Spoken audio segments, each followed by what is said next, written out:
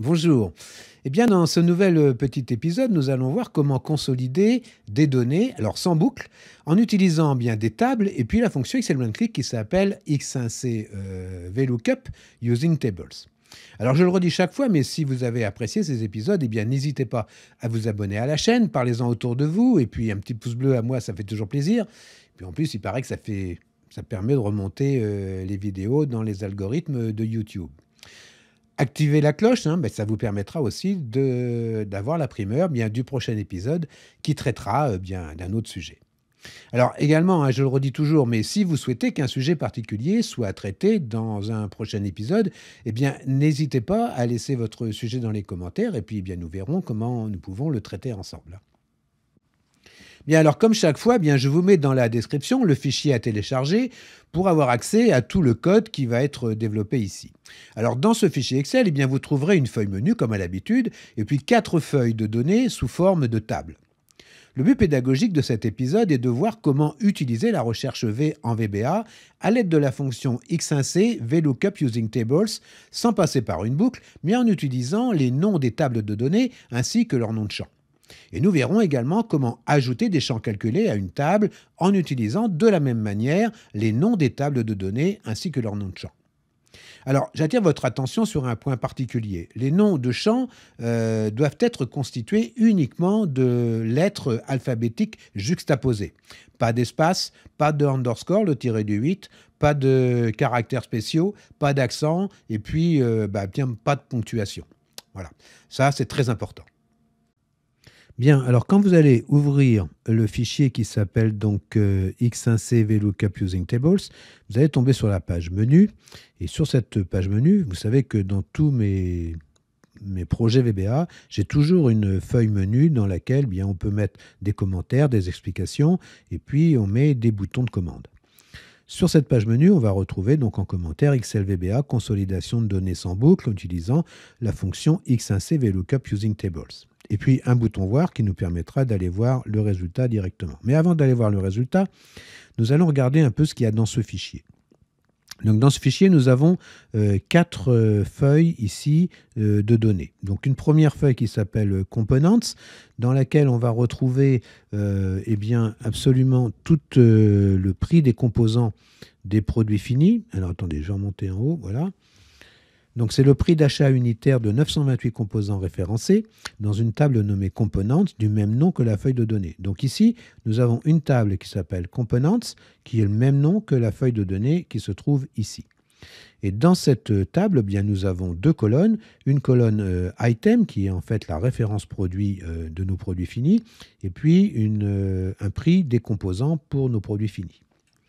Nous avons ensuite une table Added Value, donc c'est la valeur ajoutée unitaire de 978 produits référencés dans une table nommée Added Value. Donc ici, on retrouve une table Added Value avec le nom de la feuille qui porte le même nom. Et dans cette table, on a 2 colonnes également, donc la référence produit et puis la valeur ajoutée de nos produits. Ensuite, nous avons une troisième table qui est le prix de vente unitaire de 978 produits référencés dans une table nommée Sales Price Unit. Donc, on retrouve une table Sales Price Unit et la feuille qui s'appelle Sales Price Unit aussi. Vous remarquerez, il n'y a pas d'accent, il n'y a pas d'espace, il n'y a pas de underscore, il n'y a pas de ponctuation. Il n'y a que des lettres qui sont juxtaposées. Donc ça, c'est hyper important. Donc, la table, ici, et puis la feuille ont le même nom et on a uniquement des lettres juxtaposées. Donc, c'est le prix de vente unitaire de 978 produits référencés dans une table nommée Sales Price Unit, du même nom que la feuille de travail. On a 2 colonnes également, donc la référence produit et puis le prix de vente de nos produits. Et puis, une dernière feuille ici que l'on va consolider. On va consolider nos données. Dans cette feuille, donc, on a pour le mois de janvier la quantité des produits finis délivrés par référence produit et référence client. Donc on retrouve le mois de janvier ici, on trouve la référence client pour customer, la quantité livrée par commande pour chaque client, et puis on a ici la référence produit donc, qui va être notre clé primaire en fait. Donc on a bien une table qui s'appelle Jan et qui a le même nom que notre feuille de travail. Alors, si vous utilisez Power Query, eh bien, quand vous faites une query, la table qui va recevoir les données eh bien, porte le nom de votre query, et puis la feuille qui reçoit cette table de données eh bien, porte également le nom de la query. Donc, ce que l'on va faire, eh bien, on va faire une recherche V pour aller chercher pour chacune de nos lignes de commande ici, aller chercher le prix des composants, aller chercher la valeur ajoutée, aller chercher le prix de vente. Donc, on va lancer nos recherches V, on va faire nos calculs et vous allez voir qu'en utilisant eh bien, les tables, les noms de tables et les noms de champs, et puis la fonction x1c VLOOKUP using table, eh bien, c'est extrêmement rapide. On pourrait faire ce petit travail si on avait des données classiques d'un fichier Excel, on pourrait faire ce travail en VBA avec une loop for each sur chaque item pour aller faire notre recherche V dans une loupe pour aller rechercher bien toutes les valeurs dont on a besoin. Mais vous allez voir ici, c'est extrêmement rapide. Quand je vais lancer ma fonction, voilà, on a fait une consolidation recherche V avec la fonction x1c VLOOKUP using tables. Dans notre consolidation, on a été chercher donc le prix unitaire des composants, leur valeur ajoutée, le prix de vente des produits finis. On a fait le calcul du prix de revient des produits finis en additionnant eh bien, le prix des composants plus la valeur ajoutée. On a fait le prix de revient volume, c'est-à-dire qu'on a multiplié le prix de revient de nos produits par la quantité livrée. Et on a fait la même chose pour le prix de vente. On a multiplié la quantité par les prix de vente de chaque ligne de commande. Et puis on a fait un calcul de la marge eh bien, en faisant la soustraction entre le prix de vente et le prix de revient. Et puis à la fin, pour finir, eh bien, on a calculé la marge totale pour le mois de janvier qu'on retrouve ici, qui est de 1 216 794 €. Donc une petite affaire qui marche plutôt bien. Alors, maintenant, ce que l'on va faire, on va essayer de regarder un peu comment tout ça s'articule. Alors, ce qu'il faut savoir, c'est que quand vous travaillez avec des tables, eh bien, vous n'avez pas besoin de faire glisser vos formules sur toute la longueur de la table. Si, par exemple, pour la recherche V, ici, des coûts des composants, si je sélectionne cette cellule-là, vous voyez la formule, c'est égal VLOOKUP, recherche V en français. Donc, ouvrez la parenthèse, ouvrez les guillemets, @item, donc c'est bien le nom de notre champ, point virgule, components, c'est bien le nom de la table dans laquelle nous avons les prix des composants. 2, c'est bien la deuxième colonne dans laquelle nous avons le prix de nos composants. Et puis, pour finir, eh bien, false, eh bien, c'est, rappelez-vous, dans la formule de recherche V, le dernier argument permet d'avoir une recherche exacte, et non pas une recherche approchée si on met true. Si on met false, on a l'équivalence exacte. Bien, maintenant, on va regarder un peu comment est organisé le code pour obtenir ceci. Bien, alors, quand on ouvre notre éditeur VBA, eh bien, on va retrouver donc nos feuilles, Jan, component, added value, sales price unit, this workbook, et puis WS menu. Rappelez-vous, j'ai toujours dans mes projets VBA une feuille qui s'appelle menu et dont son nom d'objet est WS menu. Bon. Mais on a un module qui s'appelle MD Training Working Using Tables. Alors, dans ce module, eh bien, nous allons voir comment on a réalisé tout ce qu'on vient de faire précédemment. Donc, ce module est sous option explicite et on va définir de façon, je dirais, un peu pédagogique, mais vous ne verrez pas que, parce que c'est hyper pratique de procéder de la sorte. On va définir des variables locales de module pour l'utilisation bien de la fonction x1c VLOOKUP using tables, où on va avoir donc dans ce module eh bien, notre fonction et puis notre sub qui va utiliser notre fonction. Donc on a une première variable qui est définie, sheetFrom. Dans la fonction, ça sera l'argument 5, et puis l'argument il s'appellera WSF, et c'est la feuille où chercher la donnée. Donc vous voyez, c'est extrêmement précis d'écrire les choses comme ça, en commentaire, comme ça. Ça permet à n'importe qui va rentrer dans le code eh bien, de comprendre tout de suite qu'est-ce qui se passe dans ce module. Ensuite, on a sheet2 asString. C'est l'argument 1, c'est WST, c'est la feuille où placer la donnée recherchée.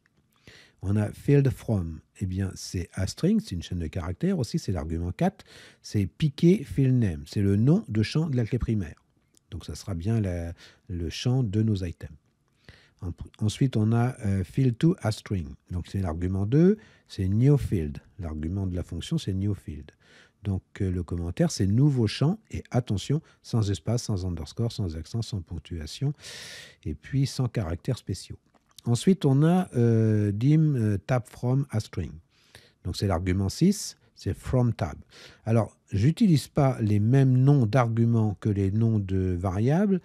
Alors, tout ça, c'est pour ceux qui ont suivi un peu la formation Excel 20 clics et qui ont compris quelle est la différence entre passer les arguments by val et by ref. Ici, j'utilise des noms différents parce que mes arguments, par défaut, sont passés by ref. Mais ça, je vous invite soit à suivre la formation Excel 20 clics ou soit à revoir votre cours pour bien comprendre. Donc, tab from, à string, c'est from table et c'est la table où se trouve la donnée à rechercher. Dim row from as long, c'est l'argument 7, c'est from row, donc numéro de champ où effectuer la recherche. Et puis dim field name row as long, c'est l'argument 3, c'est le numéro de ligne des noms de champs. Et on a notre sub qui va exécuter ce qu'on a réalisé tout à l'heure en cliquant sur notre bouton, notre sub s'appelle training x1c VLOOKUP using tables. Comment utiliser la fonction VLOOKUP using table.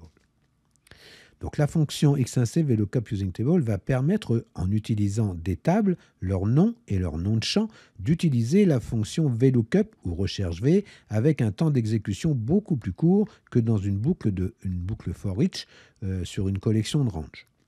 Pour une meilleure compréhension, chaque argument de la fonction donc, est paramétré avec des variables locales de modules.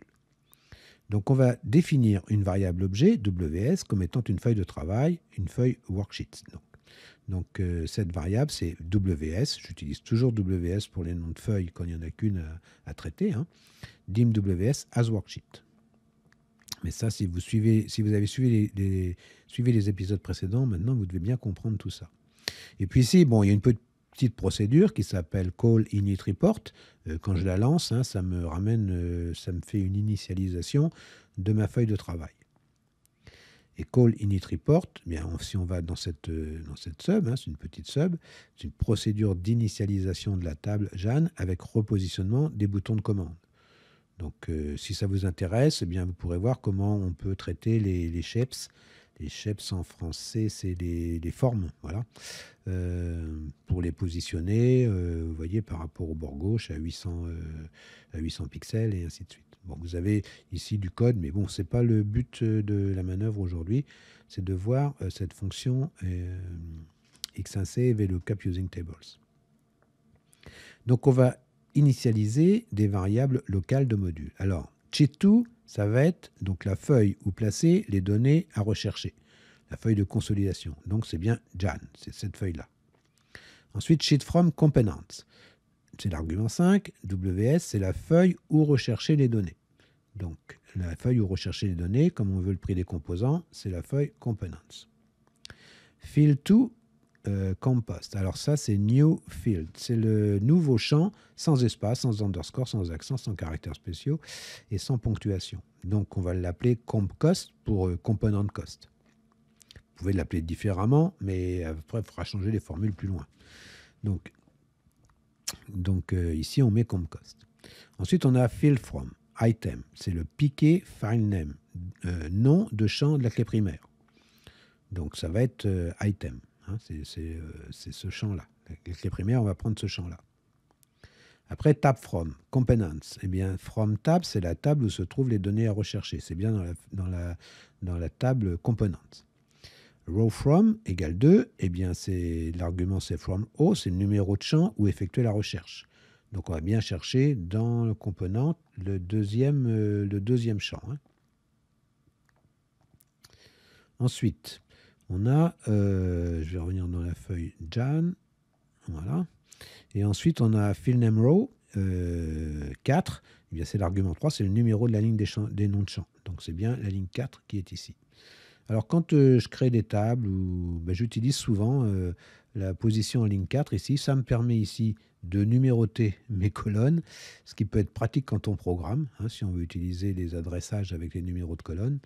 Ça permet de mettre des boutons aussi, puis quelquefois des commentaires.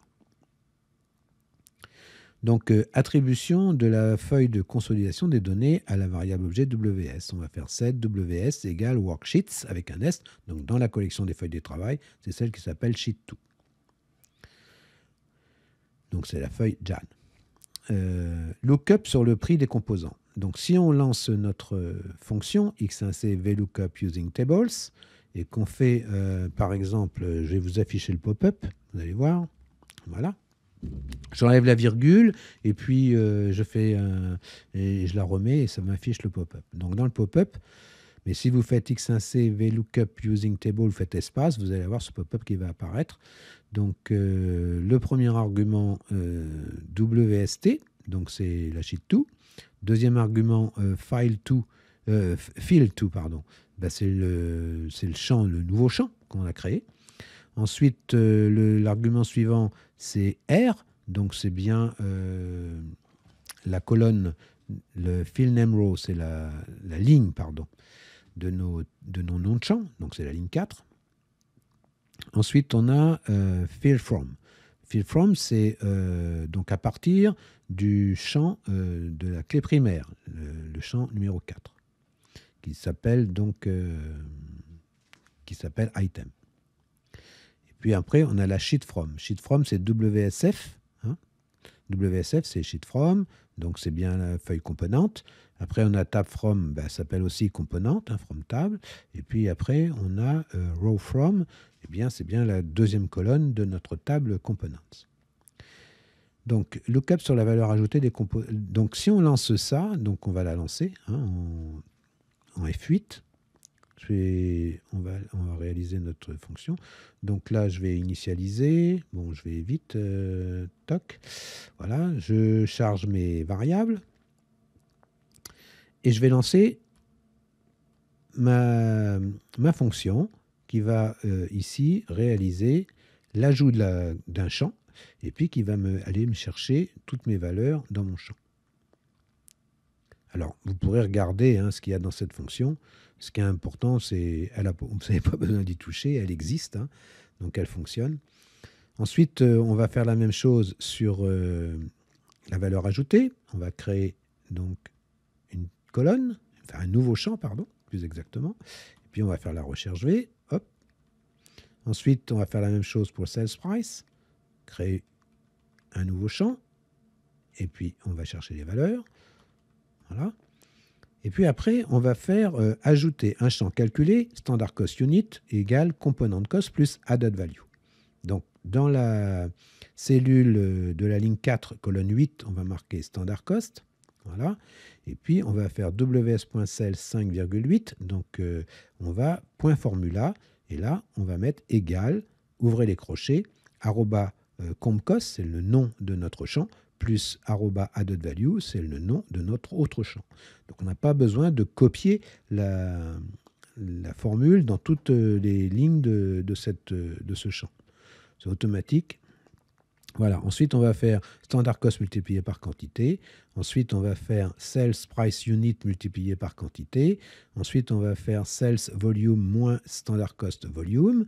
Et puis, on va mettre ça au format 3 digits. Après, dans la cellule de la ligne 2, colonne 10, on va marquer profit. Et puis là, on va faire la somme de notre champ margin, tout simplement en faisant égal somme, Jan, la table, et puis margin, le champ. Et vous voyez, c'est automatique. Et on va mettre un format comme ça, comme ceci. Et on va faire un WS, colonne autofit. On va mettre nos colonnes toutes à bonne dimension. On va faire un set SH, donc Sheps Legend. Alors, c'est le Sheps Legend, je vous le fais voir. C'est celui-ci dans lequel on avait ce commentaire-là. Donc, si on fait F8, donc with, avec ce shape, enfin cette forme, le point left, il est à 800. Donc, et puis, on va écrire eh bien, tout ce qui est marqué ici avec VBCRLF pour faire un retour à la ligne ici. Et on va écrire tout ça dans notre forme. Et puis, on va faire un end with. Voilà. Et puis, on va libérer la mémoire comme ceci. Voilà comment fonctionne cette petite fonction x1c VLOOKUP using tables. Vous voyez, c'est très pratique, hein, ça va beaucoup plus vite que si on avait fait une boucle for each sur un champ de 800 ou près de 900 lignes. Hein. Bien voilà, alors j'espère que vous pourrez en faire bon usage. Donc je vous laisse le fichier donc avec le module ici, hein, et puis le fichier dans lequel on retrouvera nos feuilles. Donc notre bouton voir, il nous emmène ici, on initialise, on relance, voilà. Et vous voyez la vitesse à laquelle ça fonctionne. Si on avait dû faire ça avec une boucle for each, on aurait pris certainement au moins 10 fois plus de temps. Bien, alors nous arrivons à la fin de cet épisode donc, qui traite bien de cette fonction X1C VLOOKUP using tables. Alors je voulais faire cet épisode déjà depuis un petit moment parce que ça reste quand même d'utiliser les tables de données avec les noms de champs. Ça reste une méthode qui est extrêmement rapide, extrêmement pratique. Hein. Ça évite un nombre de boucles important pour faire les recherches V. Et puis, ça permet également d'avoir un code qui s'exécute très rapidement. Voilà. Donc, écoutez, portez-vous bien. Et puis, si vous êtes quelque peu Visual Basic, hein, eh bien, je vous dis sans doute ou peut-être à bientôt. Au revoir.